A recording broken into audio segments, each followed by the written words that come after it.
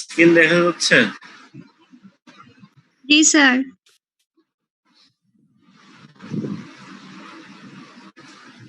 কয়জন আসছো তোমরা?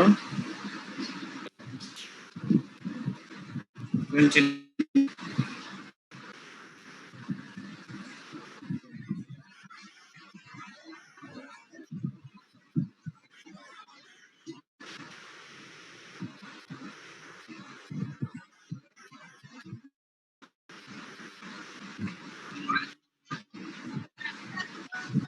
আমরা গত ক্লাসে ছিলাম immunisation.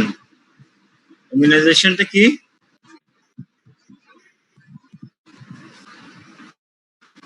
What is immunization?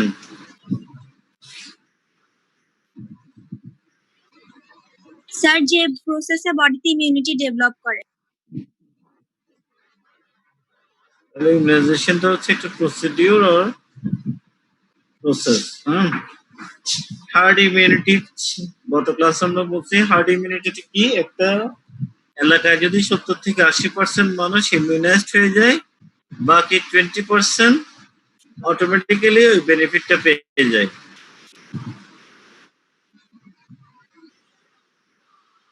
Hard immunity দুভাবে ডেভেলপ করে, ন্যাচারাল প্রসেস, আর্টিফিশিয়াল প্রসেস।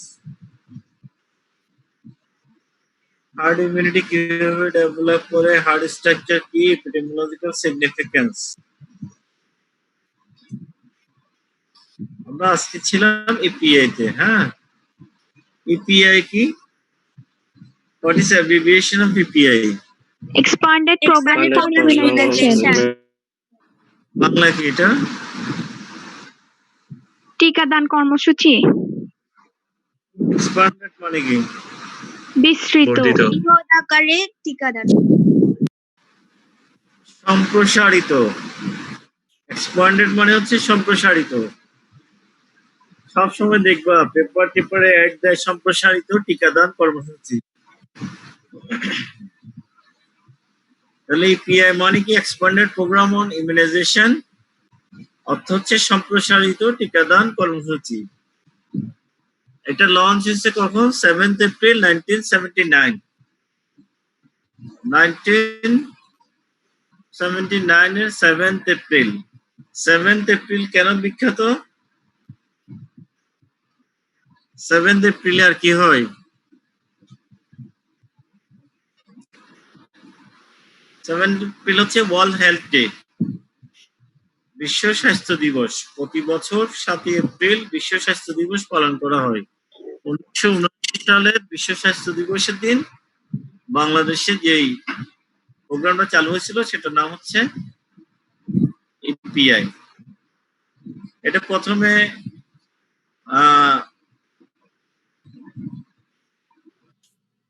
1985 থেকে 89 পর্যন্ত কিছু কিছু জায়গায় করা হয়েছিল। এরপর API made available to all target groups in 1990. এটা আমাদেরকে এটা জানতে হবে, বাংলাদেশে API চালু হয়েছে 7th এপ্রিল 1979। এটা সারা দেশে সবার জন্য মুক্ত হয়েছে 1990 সালে। হেপাটাইটিস বি ভ্যাকসিন চালু হয়েছে 2003 সালে। Vaccination by A D series. A D মানে কি? Vaccination by A D series. A D দিয়ে কি বোঝায়? Auto disable. Auto disable series, এটা স্টার্ট হয়েছে 2004 সালে।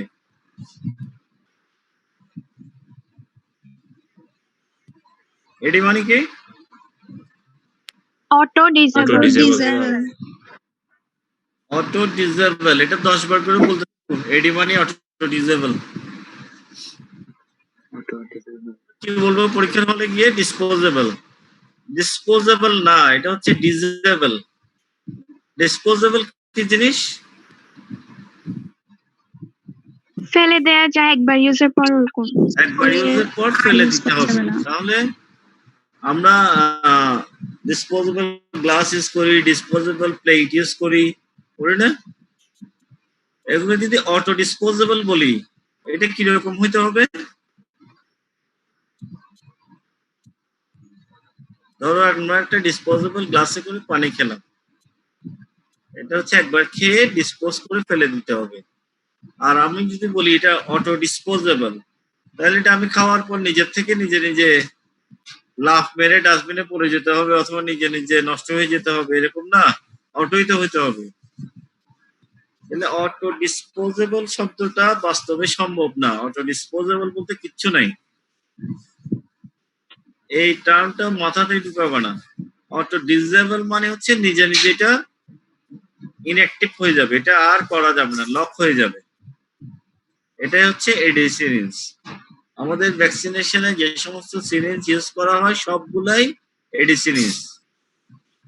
আর ডিসপোজেবল কখন ইউজ করে? ব্লাড যখন নেওয়া বা দেওয়া হয় তখন, স্টেরিলাইজেশনের ক্ষেত্রে। ডিসপোজেবল ইউজ করা হয় না সাধারণত ইপিএতে।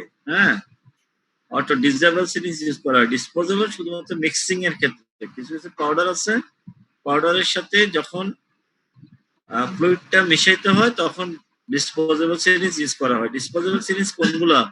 যেগুলো তোমরা বাসায় ইউজ করো, বাচ্চারা পানি নিয়ে খেলে, ওগুলো হচ্ছে ডিসপোজেবল সিরিঞ্জ। প্লাস্টিকের কতগুলো সিরিঞ্জ দেখছো না, বারবার ইউজ করা যায়, কিন্তু এটা একবার ইউজ করে ফেলে দেওয়ার কথা।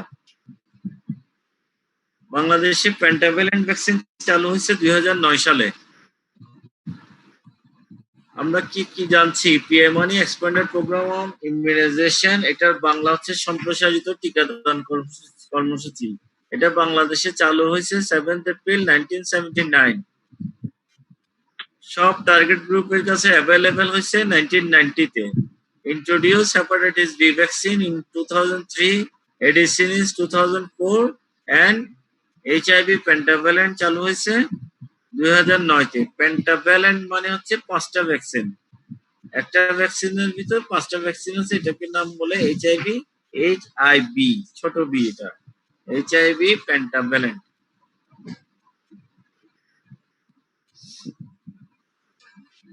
স্বাস্থ্য ব্যবস্থার অর্গানোগ্রাম তো জানো সবাই,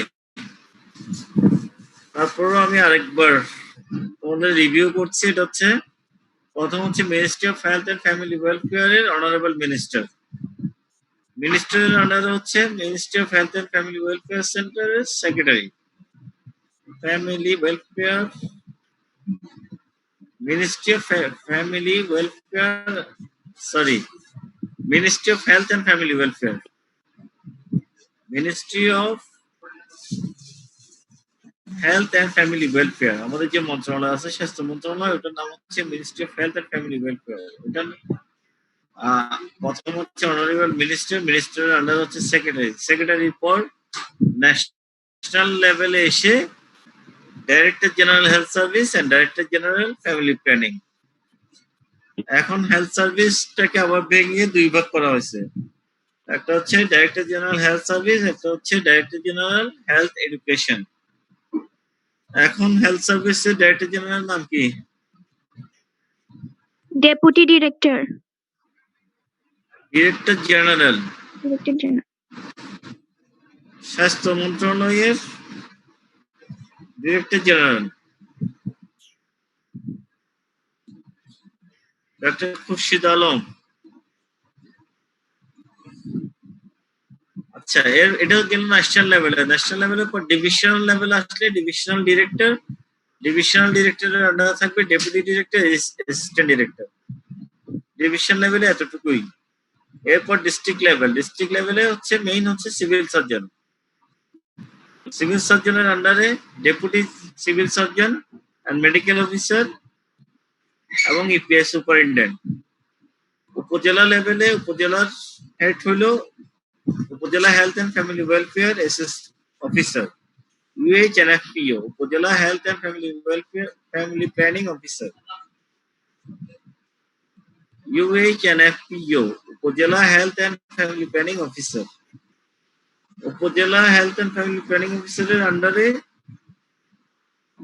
দুইটা গ্রুপ থাকে, একটা হচ্ছে মেডিকেল সাইড, একটা হচ্ছে ডোমিসিলিয়ারি সাইড। মেডিকেল সাইডে consultant and MO, medical assistant এরা থাকে। আর ডোমিসিলিয়ারি সার্ভিসে EPI technician, health inspector, assistant health inspector and health assistant. তাহলে স্বাস্থ্য বিভাগের একদম মাঠ পর্যায়ের কর্মীর নাম হচ্ছে, রুট লেভেল কর্মীর নাম হচ্ছে হেলথ অ্যাসিস্ট্যান্ট। আবার ওইদিকে যদি ফ্যামিলি প্ল্যানিং এ দেখো, ডিভিশনাল ডাইরেক্টর, আর ডিস্ট্রিক্টের মধ্যে হচ্ছে ডেপুটি ডিরেক্টর, উপজেলাতে ইউএফপিও, উপজেলা ফ্যামিলি প্ল্যানিং অফিসার, উপজেলা এমও এমসিএইচ। ফিল্ড লেভেলে ওদের যেটা থাকে F P I, family planning inspector, F W A, family welfare assistant. তাহলে ফ্যামিলি ওয়েলফেয়ার অ্যাসিস্ট্যান্ট হলো রুট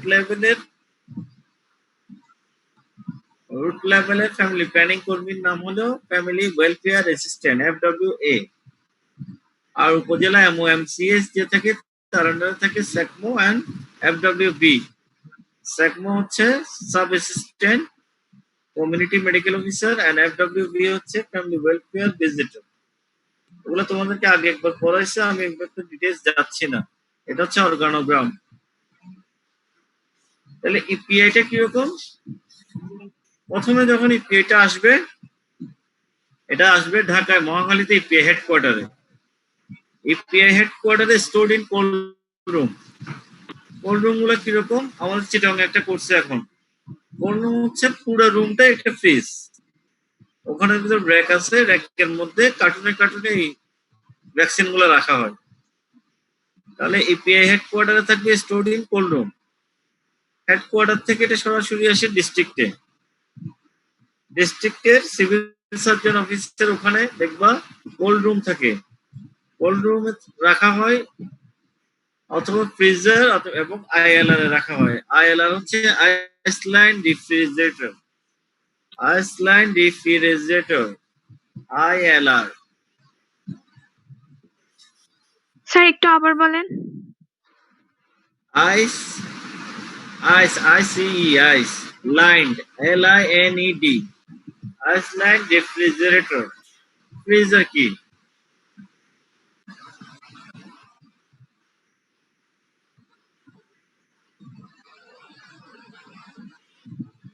স্টোরড ইন আইএলআর। তাহলে ডিস্ট্রিক্ট এটা থাকবে কি? এটা হচ্ছে ফিক্স সাইট, এগুলোকে বলা হয় ফিক্স সাইট, ডিস্ট্রিক্টের ফিক্স সাইট। এরপর ডিস্ট্রিক্ট থেকে এটা চলে যাবে উপজেলায়। উপজেলায় সাধারণত এগুলো আইএলআর এ রাখা হয়। উপজেলায় একটা ফ্রিজার থাকে, ফ্রিজারটা হয় সাধারণত আইস প্যাক জমানোর জন্য। উপজেলার ফ্রিজারে কোনো ভ্যাকসিন থাকে না, উপজেলার সমস্ত ভ্যাকসিন রাখা হয় আইএলআর এ।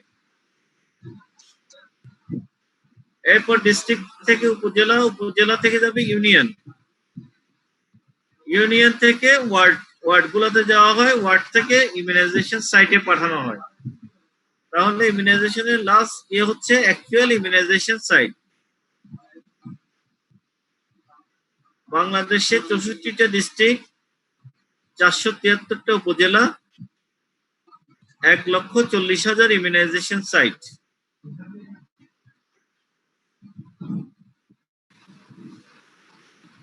তাহলে উপজেলা থেকে ইউনিয়ন, ইউনিয়ন থেকে ওয়ার্ড, ইমিউনাইজেশন সাইট, এগুলা সবগুলাতে যায় on day of vaccination activities. যেদিন অ্যাক্টিভিটিস চলবে সেদিন উপজেলা থেকে সরাসরি ইমিউনাইজেশন সাইট পর্যন্ত যাবে এগুলো। তার আগে পর্যন্ত এগুলো উপজেলায় থাকে।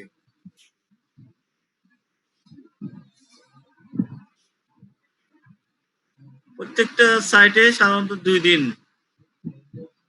মানে একটা এলাকাকে 8 ভাগে ভাগ করা হয়, 2 দিন করে ওদের ভ্যাকসিনটা পৌঁছায়। এই যে উপজেলা থেকে সাইকেলে করে আসবে, সাইকেলে করে এসে ভ্যাকসিন ডিস্ট্রিবিউশন পয়েন্ট একটা এলাকায় রাখা হয়। ভ্যাকসিন ডিস্ট্রিবিউশন পয়েন্ট থেকে যার যার ভ্যাকসিন গুলো এসে নিয়ে যায় ওরা। আমরা হলো কলেজ খুললে তখন ডিটেইলস আলাপ করব। আমরা আপাতত ভ্যাকসিনেশনের জন্য ইপিআই তে 2টা গ্রুপকে করা হয়। একটা হচ্ছে ছোট বাচ্চা, যাদের বয়স একদম 0 থেকে 18 মাস, 15 মাস, 0 থেকে 15 মাস পর্যন্ত যারা, ওরা হচ্ছে ভ্যাকসিনেশনের একটা গ্রুপ। আর একটা গ্রুপ হচ্ছে 15 বছরের কিশোরী, ফিমেল অফ 15 ইয়ার্স। তাহলে এপিআই এর জন্য দুইটা টার্গেট গ্রুপ, একটা টার্গেট গ্রুপ হচ্ছে 0 থেকে 15 মাস পর্যন্ত বাচ্চা শিশুরা, আর একটা হচ্ছে 15 বছরের কিশোরী। তাহলে যারা 0 থেকে 15 মাস তাদেরকে আমরা কি ভ্যাকসিন দিব? প্রথমে দেওয়া হয় বিসিজি। বিসিজিতে একটাই মাত্র ডোজ, এটা জাস্ট আফটার বার্থ দেওয়া হয়, 6 সপ্তাহের মধ্যে দিতে হবে। একটাই ডোজ বিসিজি। বিসিজি বিসিজি হচ্ছে টিউবারকুলোসিসের জন্য দেওয়া হয় ব্যাসিলাস, একটা ব্যাসিলাস, আর দুইটা হচ্ছে বিজ্ঞানীর নাম, সি দিয়ে একজন বিজ্ঞানীর নাম, জি দিয়ে একজন বিজ্ঞানীর নাম। এটা দেখে নিবা বিসিজি মিনিং কি। এরপর হচ্ছে পেন্টাভ্যালেন্ট। পেন্টাভ্যালেন্ট দেওয়া হয় 3টা, 6 সপ্তাহ, 10 সপ্তাহ, 14 সপ্তাহ। ইন্টারভ্যাল হচ্ছে 4 সপ্তাহ করে, 6 সপ্তাহ এটা স্টার্ট করা হয়, 4 সপ্তাহ করে ইন্টারভ্যাল। পোলিও ডোজ 4টা, 6 সপ্তাহ স্টার্ট করা হয়, 4 সপ্তাহ করে ডিফারেন্স থাকে। এমআর হচ্ছে 2টা ডোজ, একটা হচ্ছে জাস্ট যখন 9 মাস কমপ্লিট হবে অথবা 270 দিন কমপ্লিট হবে, 9 month completed and 15 month completed। MR ভ্যাকসিনের ডোজ বলতে 9 months completed, কমপ্লিটেড শব্দটা বলতেই হবে। 9 মাস পুরাইলে তারপর দিতে পারবে, এটা 9 মাসে পড়লে না, 9 মাস তার কমপ্লিট হইতে হবে। আরেকটা ভ্যাকসিন আছে পিসিভি, নিউমোকক্কাল ভ্যাকসিন। নিউমোকক্কাল ভ্যাকসিনও পেন্টাভ্যালেন্টের মতো 3টা ডোজ, 6 সপ্তাহ শুরু করবে, 4 সপ্তাহ করে গ্যাপ থাকবে। স্যার স্যার একটা প্রশ্ন ছিল। বলো। স্যার এমআর এর যে দুইটা বললেন, মানে ডোজ তো দুইটা, মানে একটা হচ্ছে 9 মাস কমপ্লিট হলে দিতে হবে, আর দ্বিতীয় ডোজটা কি স্যার 15 মাস কমপ্লিট হলে? 15 মাস কমপ্লিট হলে দিতে হবে, 6 মাস, ওটা দুইটার মধ্যে গ্যাপ থাকবে 6 মান্থ। আমরা আস্তে আচ্ছা, জি sir, thank you sir. 15 to 49 years এর মহিলাদের একটা দিতে হয়, সেটা হচ্ছে 15 ইয়ার্স স্টার্ট হলে, যখনই 15 মাস শুরু হবে তখনই তার টিটি শুরু করতে হবে, টিটি 1। তার 4 সপ্তাহ পর হচ্ছে টিটি 2। টিটি 2টা তাইলে at least 4 weeks after TT 1। TT 3 হচ্ছে at least 6 month after TT 2, মানে সেকেন্ড ডোজ দেওয়ার 6 মাস পরে হচ্ছে টিটি 3। টিটি 3 দেওয়ার 1 বছর পর টিটি 4, আরো 1 বছর পর টিটি 5। তাহলে কয় বছর লাগে টিটি ডোজ দিতে? 5 বছর। Sir 3 years. দিলা 15 বছরে, তারপরটা দিলে 1 মাস পরেই, ঠিক আছে? তাহলে লাগলো প্রথম ডোজ সেকেন্ড ডোজের ডিফারেন্স 1 মাস। যে কোনো দুইটা ভ্যাকসিনের মধ্যে পার্থক্য অবশ্যই 28 দিন হইতে হবে। 28 দিনের আগে ভ্যাকসিন দিলে ওই ভ্যাকসিন কাউন্ট হবে না। Minimum difference 28 days. Immunity 28 days এর আগে ডেভেলপ করে না, ঠিক আছে? তাহলে টিটি 1 এর পর টিটি 2 28 দিন মিনিমাম পার্থক্য রাখতে হবে, ম্যাক্সিমাম হলে অসুবিধা নাই। কোনো পেশেন্ট এসে তোমাকে বললো যে আমরা তো বাড়িতে চলে যাব, আমরা 28 দিনের আগেই চলে যাব, তখন বলতে হবে আপনি এসে দিয়েন, আগে দেওয়া যাবে না। তাহলে টিটি 1 দিল, টিটি 2 দিল 1 মাস পর, টিটি 3 দিল, আর টিটি 2 এর 6 মাস পর, তাহলে 7 মাস গেল এখানে। 4 দিবে হচ্ছে 1 বছর পর, তাহলে 1 বছর 7 মাস। টিটি 4 দিল আরো 1 বছর পর, 2 বছর 7 মাস। টোটাল টিটি শিডিউল কমপ্লিট করতে 2 বছর 7 মাস সময় লাগে। ক্লিয়ার? জি স্যার। Yes sir. তাহলে বলো 15 বছরেই কেন টিটি দিতে হবে, তার আগে না কেন?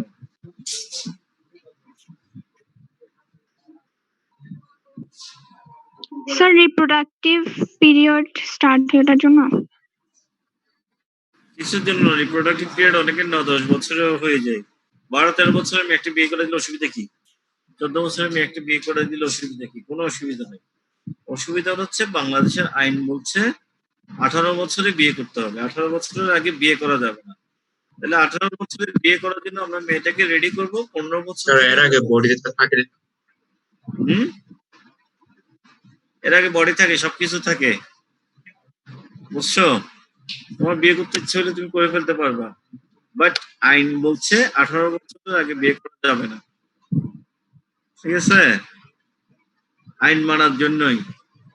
তাহলে 15 বছর থেকে আমরা ওকে স্টার্ট করব, সে 2 বছর 7 মাস মানে 17 বছর 7 মাসে তার টিকা দেওয়া শেষ হবে, 18 বছরে সে বিয়ে করবে। এটাই হচ্ছে গভর্নমেন্ট ল। এই কারণে 15 বছরটাকে সিলেক্ট করা হয়েছে। তোমাদেরকে ভাইভাতে কোশ্চেন করে 15 বছরেই কেন দিতে হবে, কেন আগে দিবে না? আমরা 15 বছর থেকে শুরু করব, তাকে রেডি করে তাকে 18 বছরে বিয়ের জন্য রেডি করব। 2 নম্বর কথা হচ্ছে, তোমাকে আমি দাওয়াত দিলাম লাঞ্চের, সরি ডিনারে, তুমি লাঞ্চে এসে বসে আছো, আমি তো খাওয়াতে পারবো না। পারবো? কারণ আমার খাবারটা রেডি হবে ডিনারের জন্য। আবার লাঞ্চে তুমি খাবা না, খাইলে কোনো অসুবিধা হবে?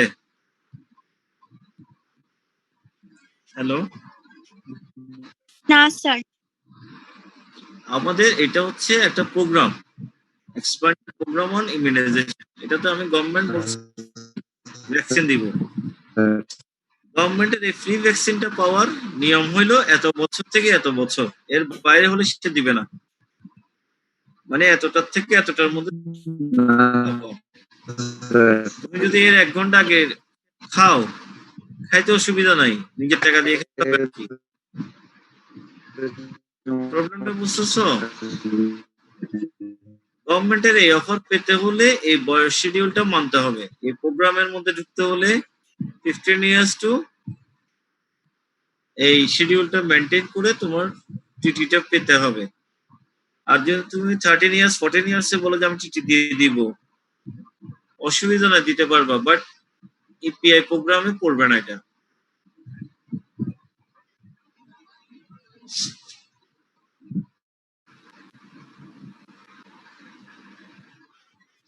আমাদের ক্লাস শেষ হয়ে গেলে তোমরা আবার ঢুকবা এটাতে, 10 মিনিটের মধ্যে মনে হয় এই লাইনটা অফ হয়ে যাবে। তাহলে scheme of vaccination, primary vaccination, booster vaccination.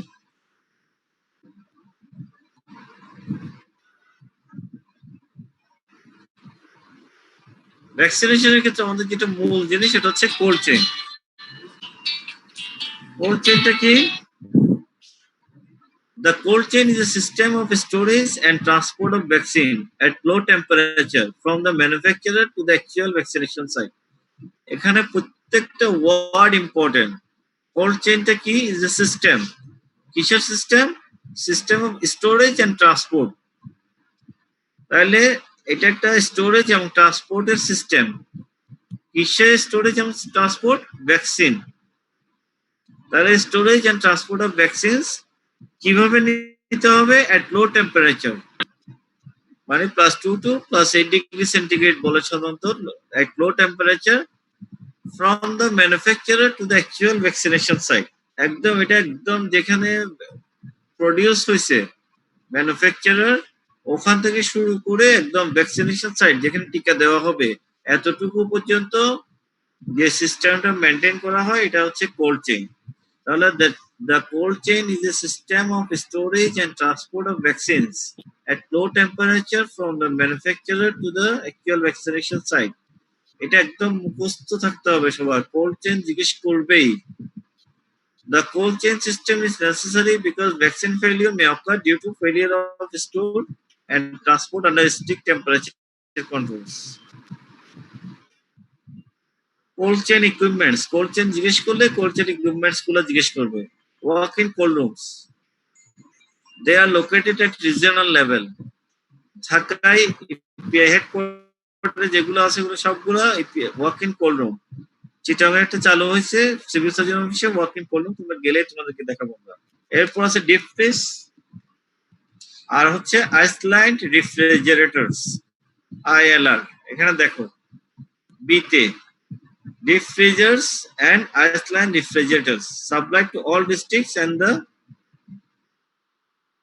OSC location। এটা বাংলাদেশের জন্য না, বাংলাদেশে হচ্ছে ডিস্ট্রিক্ট লেভেলের। Deep freezers are used to making ice packs to store OPV and measles vaccine।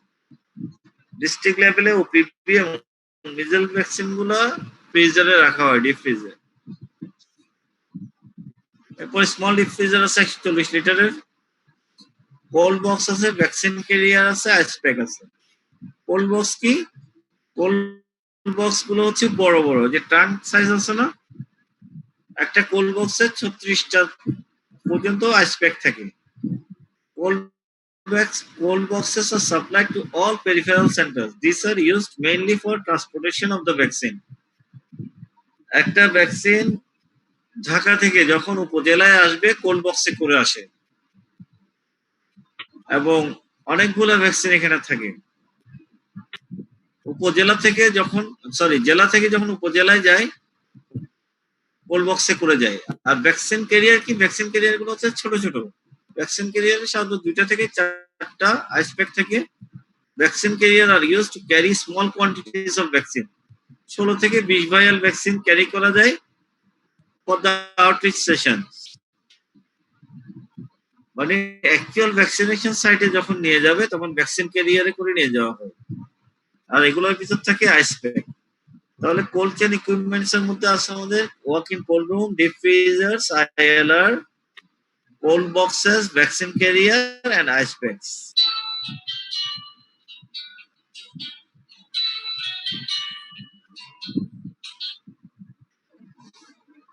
Among the vaccines, polio is the most sensitive to heat, requiring storage at -20 degrees centigrade. Vaccine গুলোর মধ্যে polio হচ্ছে হিটের জন্য সবচেয়ে sensitive, এর জন্য এটা সবসময় আইস প্যাকের সাথেই রাখতে হয়।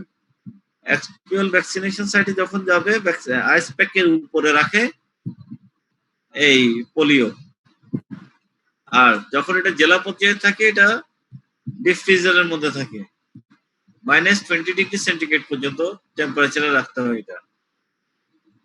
Vaccines which must be stored in the freezer compartment হচ্ছে polio and measles। ফ্রিজার কম্পার্টমেন্টে 2টা ভ্যাকসিন থাকে, একটা হচ্ছে পোলিও আর একটা হচ্ছে measles। হ্যাঁ, কেন?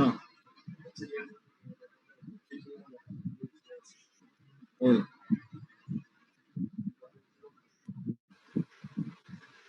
ক্লাস হচ্ছে, ক্লাসে কথা বলবো। Vaccines which must be stored in the cold part but never allowed to freeze। Freeze মানে কি?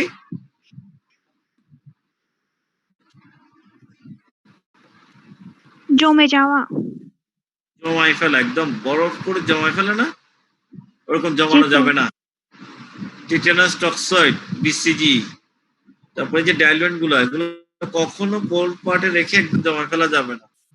এগুলো +2 to +8 ডিগ্রি সেন্টিগ্রেডের মধ্যে সবসময় রাখতে হবে। এরপর হ্যাজার্ডস অফ ইমিউনাইজেশন এর মধ্যে অনেকগুলো ভাগ আছে, এগুলো তোমাদের সব জানতে হবে। Hazards of vaccination, active immunisation, reactions inherent to inoculation, reactions due to faulty technique, reaction due to hypersensitivity, neurological involvement, provocative reactions and others। তাহলে নাম্বার 1 হচ্ছে hazards of vaccination. Hazards of vaccination এর মধ্যে এই যে 6টা point আছে, এই 6টা পয়েন্টের সবগুলো আলাদা আলাদা ভাবে জানতে হবে। রিঅ্যাকশনস ইনহেরেন্ট টু ইনোকুলেশন, এটা কি কি আছে? রিঅ্যাকশনস ডিউ টু ফল্টি টেকনিকে কি কি হতে পারে? Reactions due to hypersensitivity, neurological involvement, provocative reactions and others। আর বিটা হচ্ছে hazards of immunoglobulin therapy। এটার মধ্যে লোকাল রিঅ্যাকশনের মধ্যে পেইন, স্টেরাইল অ্যাবসেস হতে পারে, আর সিস্টেমিক রিঅ্যাকশনের মধ্যে আর্লি অ্যানাফাইল্যাকটিক রিঅ্যাকশন, লেট রিঅ্যাকশনস, অ্যান্টিসিরা